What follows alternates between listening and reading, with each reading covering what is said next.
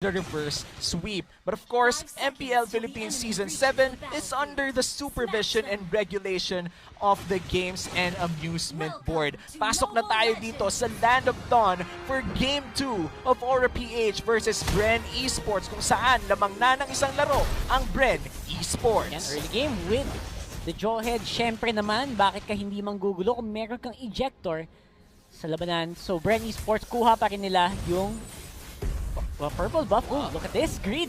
Medyo sneaky dito din si Gulat JP. ako dun, Alam mo yung feeling ko, nag-long cut siya. Hindi siya shortcut eh. Long cut. cut. Long Pumunta cut. siya doon. Nag-long cut siya, manggugulo dito, nanakot pa with the dash, pero na-stun dito si Grid. Grid might be in trouble. Few. Spiral Strangling might be a kill, pero hindi pala abot dito ang abilities ni Lusty. Kung medyo nakalapit si Lusty doon, feeling ko could have been a kill for Bren Esports, pero hindi pa rin tapos. JP, gustong manggulo, and that's why you want a Jawhead in your team. That's right, the Jawhead, magandang early game reset. Pwede kang magulo, pwedeng guluhin yung timing mo sa jungle. Kasi sa jungle, di ba may timing yan? Oo, kung kailan nag-i-spawn yung mga jungle camps, gusto mong patayin para maalaman mo yung timer. Pero wait lang, Lord Hades, Mpl-Ph though, a little bit too tanky with that Esmeralda. Pero ako yung kinakabahan para kay Flap eh. Oo. Sa totoo lang, Granger is actually medyo mababa. Actually, walang win rate. Diba? Wala pang napapanalong game si Granger. Una siyang ginamit sa Season 7 with Carl TZ. And yun yung sa Game 3 nila. And hindi din nag-succeed. So, Game 2. Diba? So, it was not a fun pick. Let's see if Aura can make it work. Kasi sa ibang region, ginagamit talaga ang Granger na. Diba? May mga lineup na pwede ka mag-Granger. Ang tanong, isa kaya ito sa mga lineup na pwede mong gamitan nun? Yeah, and apart from the lineup, I feel like it's also based on the power spike of the said lineup. Kung sabay-sabay bang lalabas ang power spike, kung kaya nyo bang patulan on certain occasions. And speaking of certain occasions, this just might be it. First turtle of the game, co-contest dito, both teams, Mpl-Ph in a good position to take it down. The Kilowash here, hindi papasok ang Alice, and Rebo is still fairly healthy, pero babagsak na with a searing torrent. Beautiful play coming in from the Valir. At tuloy-tuloy lang dito, babagsak na ang Sylvana after the Tamus getting it. At pero ang Esmeralda may restback pala, 4v1 dito, and that's the Esmeralda going down. Mpl-Ph, beautiful play. The Turtle plus 3 kills. Yep. May mini audition na naganap. And I have to say na hindi maganda yung layering na ginawa ng pagpasok ng Bren Esports doon sa laban na yun. And dahil doon, again, 3-1 agad and nakuha na agad ang advantage. Raptors na agad yung Granger. Yeah, pero falling star moon dito from Mpl-Ph, pero hindi naman pala masyado masasaktan dito si Lord Hades. Pero going back to your point, Brock, that was a little bit too aggressive coming in from Bren. Hindi nila naasikaso kung paano mga pasok nila. As you said, holy baptism though, locked in si JP. Walang takas-takas with Imperial Justice, and that's 1 kill going to Bren Esports. There you go, nabawi naman nila. And if you're Aura, huwag kang gagawa ng mga ganung pagkakamali. Kasi konting opening lang ibigay mo sa Bren Esports. Alam mong papasok at papasok yan. Yeah, so, gotta be careful. And speaking of being careful, Bren Esports, I feel like they're more careful now even if they won Game 1. And I gotta hand it to them. Mpl-Ph, they seem not bothered at all from that loss in Game 1. Actually, mas mukha nga silang gigil ngayon, di ba? Yung Aura talagang umaapoy ngayon in this game. And they have the heroes. Meron silang lineup para gawin to. Again, Granger on with Rhapsody. Masakit na marksman kahit na early game. Gamit na gamit in this matchup.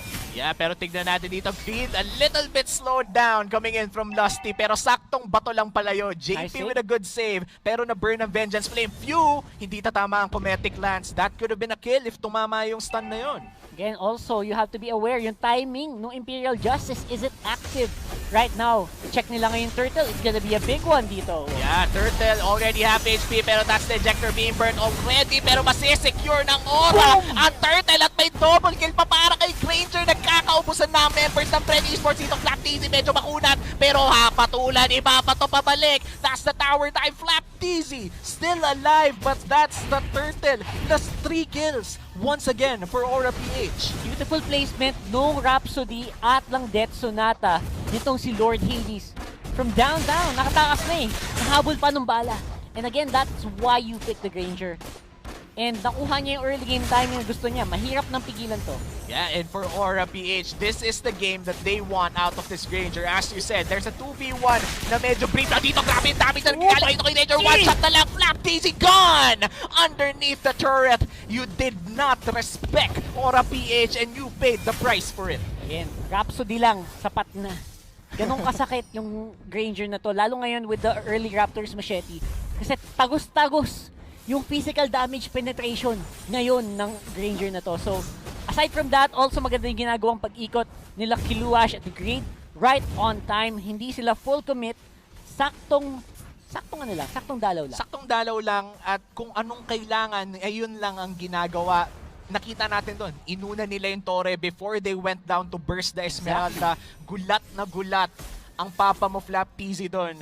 The damage was just too unreal. As you said, Rhapsody pa lang, sapat na. At mukhang magkakaroon ng labanan dito in the mid lane. Searing Torrent, hindi tatama. Pero may flicker in si JP. Hindi tumama ang eject. Sayang! Pero mukhang wala munang kill na mapupunta. Pero hindi pala. Nag-aabang ang Tamos. That's the mega kill for Lord Hades and Mlbb dominating the early game. Surprise mula sa aking kambal. Shoutout kay Kiluash. Ayan. Very beautifully done. You don't see a Tams do that. Hindi ginagawa ng Tams yun. Assassin Tams. Assassin Tams. Men, kulang na lang, Lothar. Pero legit, iba talaga ang Mlbb. So Bren Esports right now will have to come back from this very hard. And speaking of coming back, Rebo tried to get that solo kill pero medyo tinangki niya yung Order of Brilliance dito. Galing sa Lunox. Hindi niya nirespeto yung damage. Bren Esports, I feel like it's already time to respect Mlbb. It is, tama 21-16 na, tol. Medyo kailangan na natin mag-scale up. You need to take note of this Granger dahil talagang napakasakit na ng damage nito at hindi lang yon. Halos lahat ng members ng Mlbb ngayon sabay-sabay nag-power spike. Oo, lumalaki na yung lamang. Huwag nating paabutin sa A9-4 difference. Oo, sa A9. A9-4 difference na yan. 13,999. Yan ang magic number yan ang magic natin. Number. Pag lumamang ka ng A9-4 difference, alam mo na. Oppo. It's the Oppo difference. Ibig sabihin lang nun nadala ng Oppo ang laro. Pero mukhang babalik na nga tayo dito sa Land of Dawn kung saan 10-2 ang kill score natin dito. Hindi ako nabulol. 10-2 talaga. 8 kills ang lamang ng Mlbb sa Bren Esports. 7 minutes. Mag-8 minutes inside this game. Gigil. Ito yung gigil na aura. Pag binigyan mo sila line-up na kayang gumalaw sa early game, gagalaw at gagalaw sila ng maganda and kita natin to right now. JP, great ejector. Yeah, flicker. Searing Torrent won't save it pero mapapatay dito si Rafaela. Carl TC might be next. That's the Brody dealing so much damage pero kung damage ang usapan nandito ang ating mo Lord Hades with a double kill. Dagdaga mo pa. Might be another kill. JP though, low HP. Hindi papasok dito si Rebo pero papasok sa likod ng Lunox going in with the Chaos Ultimate. Grabe ang damage dito dong. Rebo, kaya mo bang mang 4v1? Nakita natin to napanood natin to There you go with the dive in. Except this time around, wala palang backup. So, it was difficult for Rebo to stay alive. At ngayon, ito na. Yung scaling na sinabi ko for that Granger, halatang halata na ngayon. Ilang minutes yung Raptors machete niya? Mga 3 minutes? 4 Masyadong minutes? maaga. Masyadong maaga talaga. And yung penetration na galing sa item na yon, scales over to tower damage, masakit yung normal attacks mo. Skill damage, masakit yung mga Rhapsody and Death Sonata mo. And critical hits from the passive, masakit talaga. So, from here, may konting cap. Kumbaga, may konting cap yung itemization ng Granger.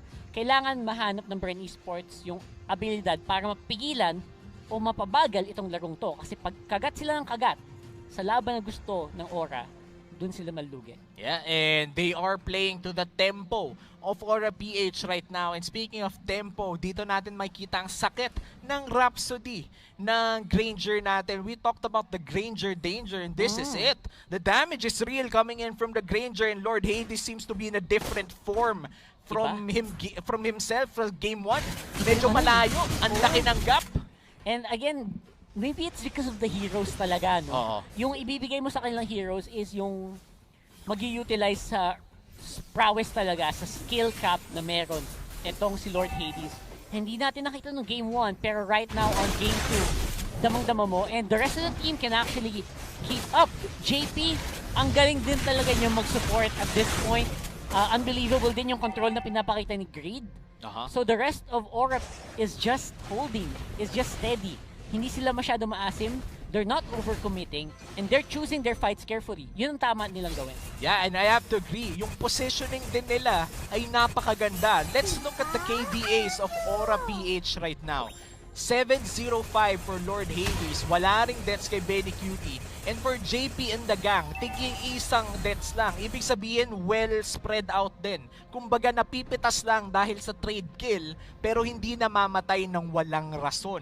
This is very important to take note dahil kung mamamatay ka man din lang sa laro, make sure may pinaglaban ka. Make sure may rason. Actually, I think yung balance is nahuli din ni Kiluash eh. I think yung off-lane na ginawa ni Kiluash, yung side lanes, napakahirap ding tapatan, which is the reason why sobrang free roam siya. Kahit saan siya pupunta ngayon, wala siyang katapat. Halos, kung papansin mo si Kiluash ngayon sa mapa. And the rest of the team push lang sa kabilang dulo. Yeah, and speaking of pushing though, 3 lanes are getting pushed by Mpl-Ph here. Top lane is already getting pushed quite heavily. There are 4 people in the mid lane and the Lord. Saktong trabaho lang dito sa bottom lane natin, and that's already 1/3 destroyed. Tuloy-tuloy na to. This is the classic 3-lane push from Mpl-Ph. Black PZ to, dumudugo bigla and forces out the Inspire to just run away back to the turret. Yup, and again, the Lord is going on the turret. Hindi na nilang pipigilan. Turret will go down. Top lane, busy din si Kiluash mag-isa. Almost takes down the inhibitor turret doon sa taas. Yeah, and this is a very busy map for Bren Esports. Kailangan nilang makalculate kung saan ba dapat mag-i-invest ng mga members. That's a mega kill for the Lunox. Napakagandang eject na nanggaling dito kay JP. At mukhang Tori muna ang uunahin nila dito. Another flicker in. The damage is just too real. Lusty is next. Order of Brilliance from Benny Cutie. He just goes insane and looks like the base is next. But Rebo wants to stop it. Rebo will not stop it. That's game 2 going to Mpl-Ph.